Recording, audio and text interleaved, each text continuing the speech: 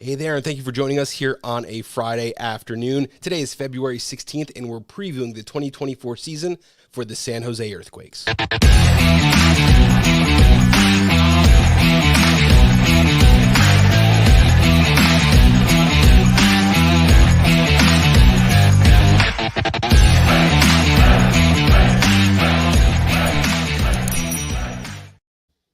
Joined today by Alex Morgan. He works at Quakes Epicenter on the post-game show, The Aftershock.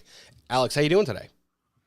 I'm doing great. Thanks for having me here, gents. I'm excited to be joining y'all. I was just in Coachella for the San Jose Earthquakes preseason camp that they just wrapped up. So the momentum is building towards opening day in a few weeks, and excited for what the season has to hold. Absolutely. And it's actually our first time meeting. I'm Bob. This is my co-host, Scott. Alex came with high recommendations, so no pressure on your first time on the Designated Pundits here. If you're listening for the first time, it's always a huge help if you subscribe. You can find us anywhere you listen to podcasts, youtube.com/i80 sports, or just search the Designated Pundits. That's going to help us bring you content like this, previewing each and every one of the 29 Major League Soccer teams. We've been busy and we're not there yet, but we have plans to cover all 29 teams by Tuesday morning, so make sure you guys tune in for that.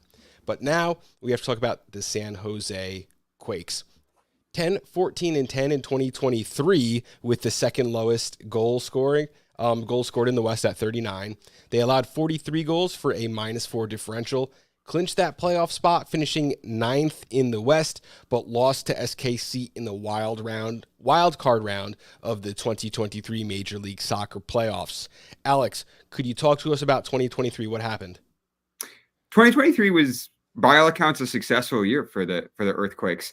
They're not a team that regularly makes the playoffs, so to be able to clinch that playoff spot on the final day of the season was rewarding for them, and I think ultimately was the difference between an unsuccessful season and a successful season. And it was courtesy of new head coach Luchi Gonzalez. The Quakes had kind of started a rebuild process in the summer of 2022. They got a new general manager. And that is Chris Leach. Chris Leach started a long search process for the new head coach, ended up with Luchi Gonzalez, who is coming from the U.S. men's national team. He was assistant to Greg Berhalter at the World Cup, and kind of gave him the capacity to remake the team however he wanted to. So they've had a ton of turnover over the last year and a half, and where that started in 2023 was the defense. Luchi Gonzalez turned the team into a really solid defensive team. They were, in 2022, one of the worst defenses in Major League Soccer. That is no longer the case. They have really solid structure. And now looking forward towards 2024, I think the focus around the Earthquakes preseason camp is, how do we get this team to start scoring goals this season? Because ultimately, that's the thing that's going to take them from a bubble team to a team that could be challenging for, 4th, 5th place in the Western Conference. Excellent. So let's take a look at how those contributors were in 2023. You had Christian Espinoza with 13 goals, 8 assists. Jeremy Ebobisse, 10 goals and 2 assists. Miguel Trauco, is that the pronunciation? That's right. Okay, 3 goals. Jackson Yuel with 1 goal and 4 assists. And Carlos Akpo with 1 goal and 3 assists. Something I noticed right off the bat, this is very top heavy. It is. That's what I mean when I say they struggled offensively in 2023. They're very, very dependent on Jeremy Ebobisse up top and Christian Espinoza on the right side. And that was a problem for them. And the reason that happened is because they had 2 left wingers last season, Cade Cowell and Benji Kikanovic, who weren't performing. And number 10, Jamiro Montero, who wasn't performing. So they weren't getting goals from other places. And the thing that they've done this offseason is that they've gotten some guys off the books. They had a record-breaking sale of Cade Cowell to Chivas Guadalajara.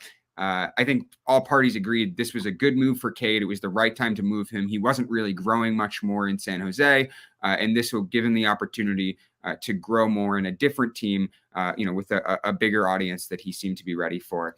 And they got rid of Jamiro Montero, and they've added a few new pieces. They added Amal Pellegrino on the left wing. They're currently looking for a DP number 10.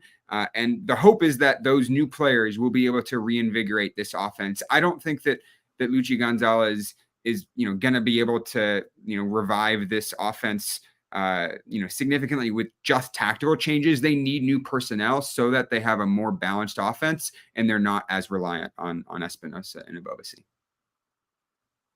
Great. If you had to pick an MVP, most valuable player from the 2023 season, it was 100% Christian Espinosa. He's been a guy who's been performing at a really high level for the Earthquakes for quite a long time. But last season was the first season where it felt like he was truly one of the best players in MLS at that right wing position. At the beginning of the year, he started on fire. He was scoring week in, week out. He was one of the top scorers through June of 2023. And he was seriously in consideration, I think, for MVP candidate up until that point in the season. His production kind of tailed off towards the end of the season, but he was definitely one of the main contributing factors, main reasons that San Jose made the playoffs. The only other person who's potentially in that conversation is Danielle, who is a new goalkeeper signing. And he was, along with Robin Berkey at St. Louis City, the best goalkeeper in Major League Soccer. His stats were in many ways better than Berkey's. He just had a slightly less stellar defense in front of him. So those two players are the two players that really could make a strong case for that MVP award. Any players who overperformed?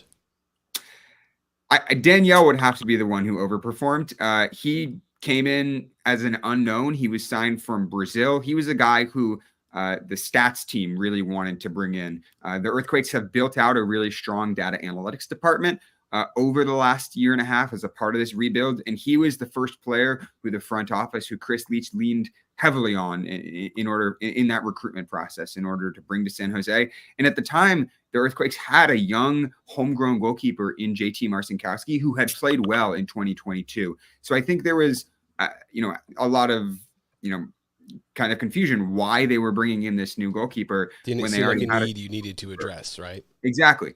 But he blew everyone's expectations away. I mean, he was, single-handedly saved the Earthquakes in at least 4 or 5 games and saved them 4 or 5 key victories. So he was definitely an overperformer in that position. I think Rodriguez was another player who had a really solid and kind of unheralded season at center back.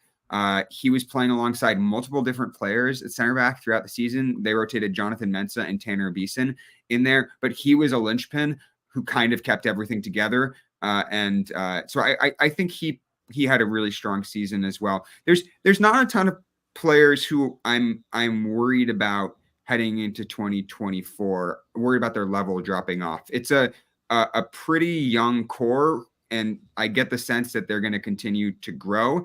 It's got a really solid structure. The key about the way that Luchi Gonzalez plays is that it's all structure based. Versus Matias Almeida, who was San Jose's head coach before, who was playing a really chaotic style of play that depended a lot on kind of individual man marking, beating your man, and being the better player on the field. And that doesn't work when you don't have the better players on the field, right? Exactly. Whereas Luchi Gonzalez's style is much more built around structure and kind of coherent team identity. And so I think that makes them less kind of susceptible to those, individual dips in player performances. Scott, who am I going to pick for the underperformer of the year? Let me take a guess. Is it Cade Cowell? It is Cade Cowell. It is Cade Cowell. I'll answer this question for you. I am a big Cade Cowell fan. I think that what he's doing right now is proving me wrong. But he was a prospect. He never passed into, he was never a star. He never contributed really to the Earthquakes in many ways. Now, I understand a lot of times he wasn't playing his best position. He wasn't doing what he was the best suited to do. But his contribution was nothing. He was a AAA player who moved up and struck out to me. And I know that it's going to sound really harsh, and people get on me all the time. I'm called on Twitter all the time the number one Cade Cowell hater. And it's not because I don't like him. I'm rooting for the young man. I think what he's doing now is great. Seeing him in videos, putting the cowboy hat on when Chicharito is walking past him looking like a skeleton or something, like Skeletor.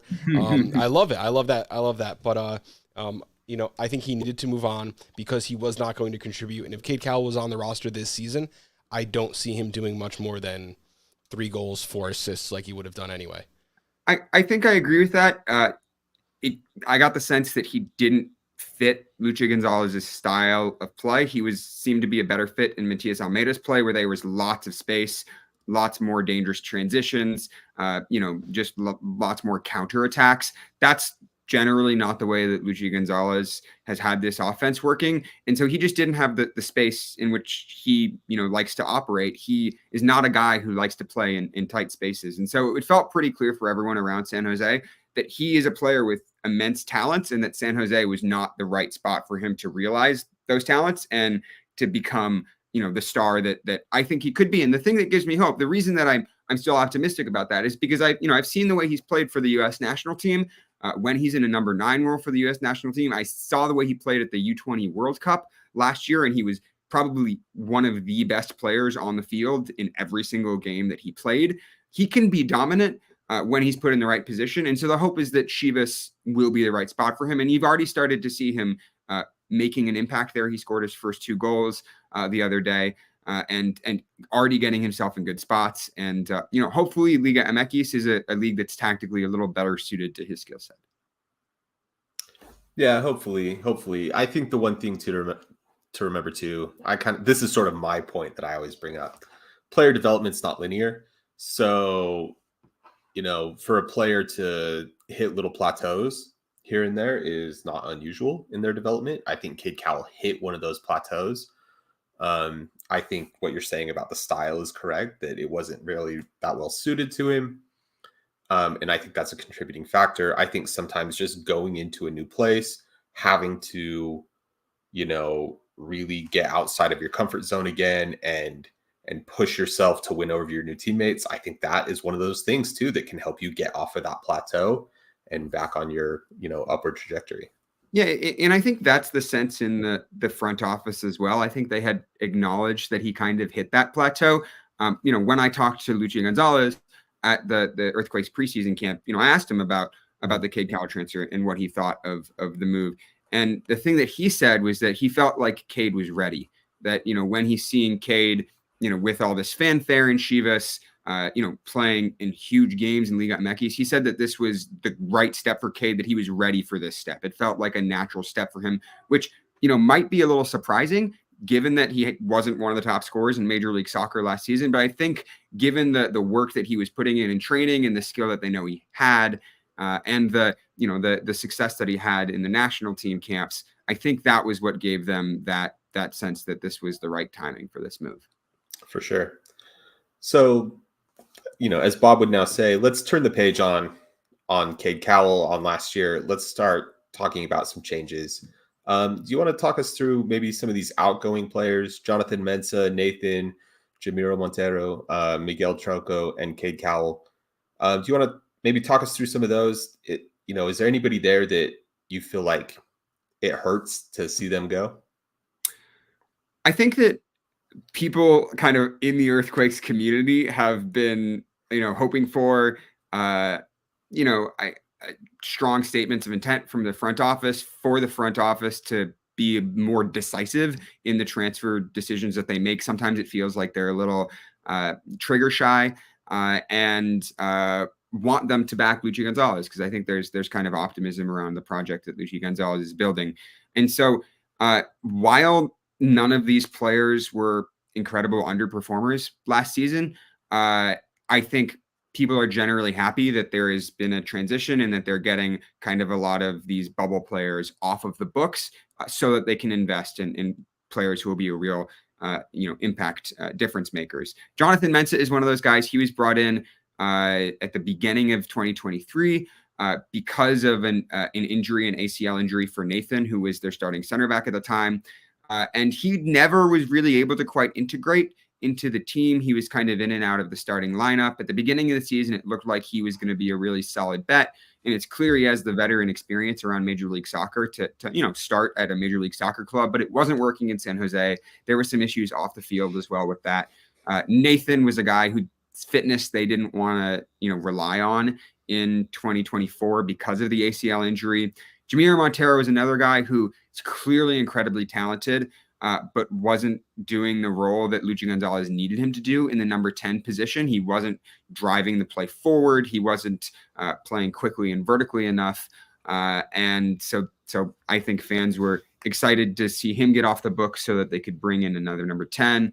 Miguel Trauco was a really solid performer last season, but he's another guy who's getting up there in age. And I think they wanted to move on and maybe bring some new youth into the squad because they have a couple of decent options and at fullback already. And his contract wasn't necessarily one that they wanted to carry, into 2024 either. It was a pretty significantly high contract.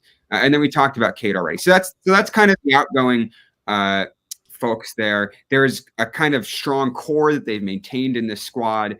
When I was watching them in preseason, those were the players who I was watching. They haven't been able to play their new signings yet because they're waiting for visas. And so in the preseason camp so far, they've really just been playing with the kind of 2023 core. And you can see them kind of struggling with the same issues that they struggled in 2023 with the over-dependence on Espinosa and maybe with some lack of creativity in the midfield. And so they have the new players. They brought in the new players to fix that, and they're just waiting on them to get their visas so they can see how they fit in. Amal Pellegrino is probably the most important addition so far because he's that left winger to replace Cade Cowell. He's coming from Norway, where he was the top scorer, far and away the top scorer for a few years. He's pretty old. I think he's 33, which was a little surprising to some fans who are used to the Earthquakes bringing in, kind of younger players who they can, potentially grow. But this is very clearly a signing who they expect to make an immediate impact and bring, 5 to 10 goals and 5 to 10 assists this season. And he's a very different player than Cade Cowell as well. He's almost the opposite of Cade Cowell in many respects. Cade Cowell is a guy who is going to run at people, who's going to use his pace to get at people, who's very physical. Amal Pellegrino is tall and lanky, but he's not a physical player. He likes to kind of float in between spaces and do combinations and appears in kind of really good spaces in the box. And so they're hoping, I think, that change at left wing and will, add another weapon in that offense that balances the attack more. He's also a guy who they expect to get a lot of assists, to get much better service coming in from the left wing. So Amal Pellegrino is definitely one to watch. Preston Judd is coming from the LA Galaxy. He's going to be, I think, a solid backup to Jeremy Abobasi in that number 9 position. And then Vitor Costa is really replacing Miguel Trauco in the fullback position. They already have 2 fullbacks in Carlos Acapo and Paul Marie who are capable of starting. So Vitor Costa could be more depth there. The only player who's not on the kind of list there is Bruno Wilson, who's coming from Portugal, Portuguese first division, and he's been signed as a center back replacement. So I think the expectation is that he will be starting alongside Rodriguez in that center back position on the first day.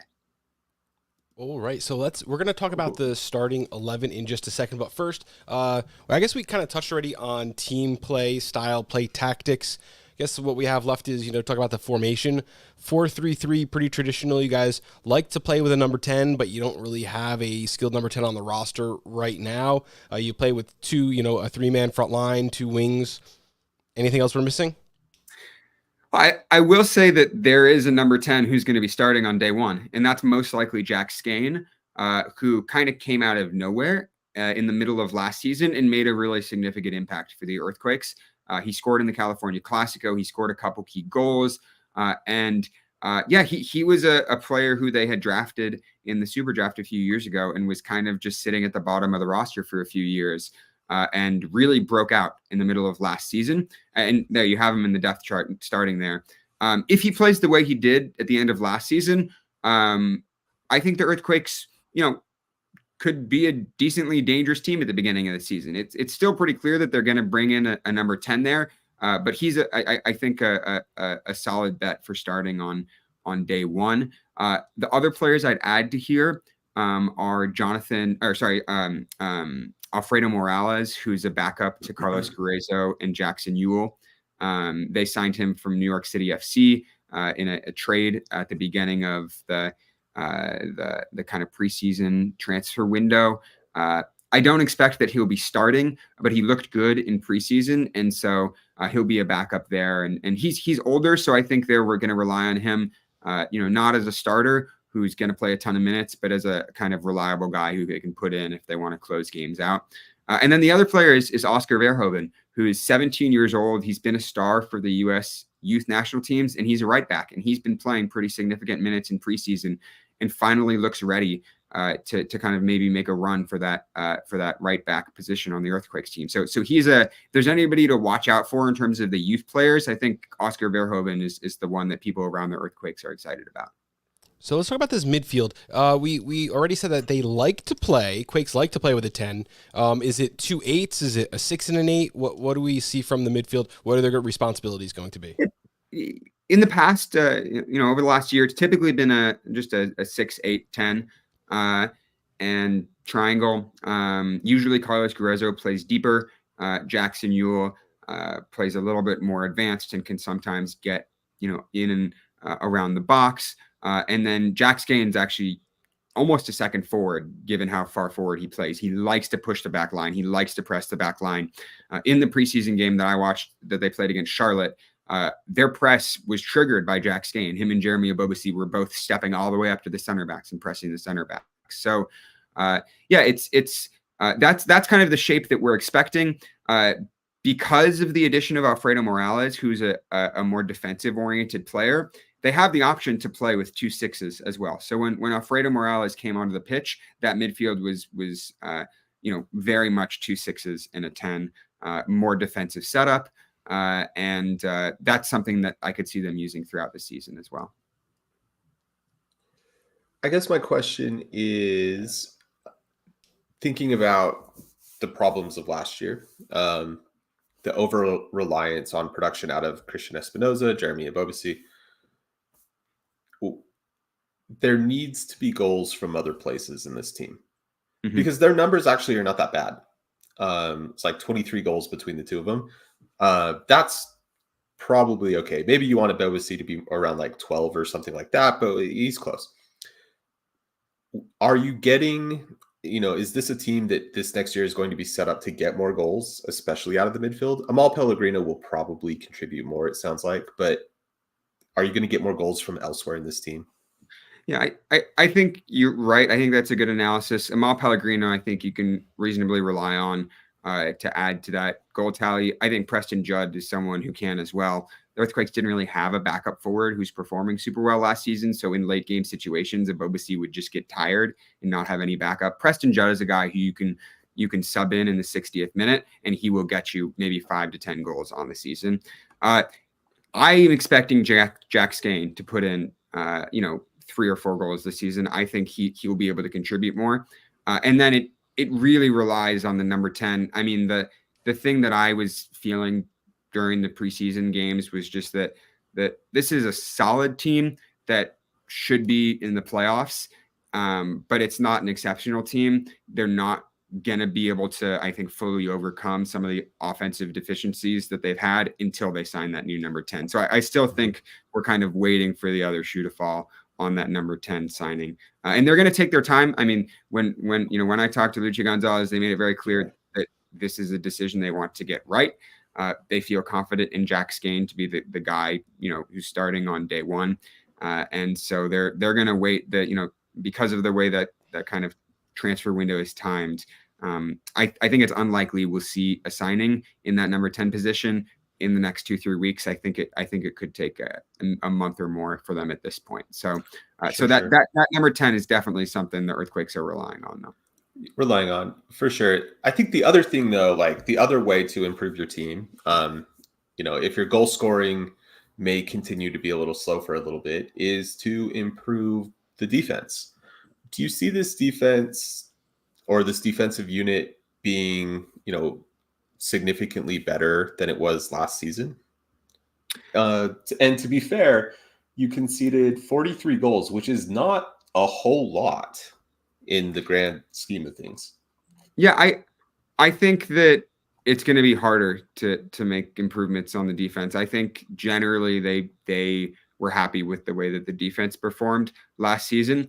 I think that the hope would be they have a little bit more solidity there. I think Bruno Wilson was brought in to claim that starting position so that it wasn't bouncing back and forth between Tanner Beeson and Jonathan Mensah. And so he's a guy who I think could add solidity back there, but it's hard to see them improving by more than a few goals in that position, especially given some uncertainty around Danielle's future in goal. Given Danielle's performances last season, there has definitely been interest in him from Europe and from other high caliber clubs. He was on Instagram a few weeks ago liking comments that said that there were clubs interested in him and that he might transfer. My understanding is that there's nothing imminent happening there, but it potentially could be something that happens, a transfer that materializes in the summer. And so that, I think, throws a little bit of uncertainty in the defense. The Quakes have signed multiple goalkeepers kind of as backup in case of that situation. They signed William Yarborough, who's, former U.S. national team goalkeeper, who's expected, I think, to be the number 2. They also signed recently, just a few weeks ago, a goalkeeper called Mikołaj Biedanski. He's from Poland. He's 21 years old, was one of the top goalkeepers in the Polish first division last season. He's another guy who the data team was vouching for, who the data team brought in because they think he has some of the best stats of any young goalkeeper in the world. And so he's a guy who is going to probably start with the reserve team, but in the event that Danielle is sold over the summer, could become the starting goalkeeper, will have the chance to become the starting goalkeeper. So there's a little uncertainty in the goalkeeper's position. And for all of those reasons, it's just hard to see them focusing a ton on defensive improvements. It's really the offense we need to get it going this season. So San Jose has one of the best home field advantages in Major League Soccer during last season. They were 6th. They were 1.82 points per game at home, 0.78 points per game away. Now, part of the reason why that advantage was so strong is because of how poor they were away. They were certainly bottom half, probably bottom third of the league there. Talk about what home field advantage means and how do you improve on either one of those? Yeah, I was gonna say the inverse of that is that they were dreadful on the road for long portions of the season. I don't think they got a road win until like June is my recollection, and that was really, really frustrating. And I think they feel comfortable playing at PayPal Park, and I think that, psychologically there's clearly something that clicks for them. But I'm not going to pretend that like PayPal Park is a fortress in a way that other, stadiums around MLS can be intimidating. Other atmospheres can be intimidating.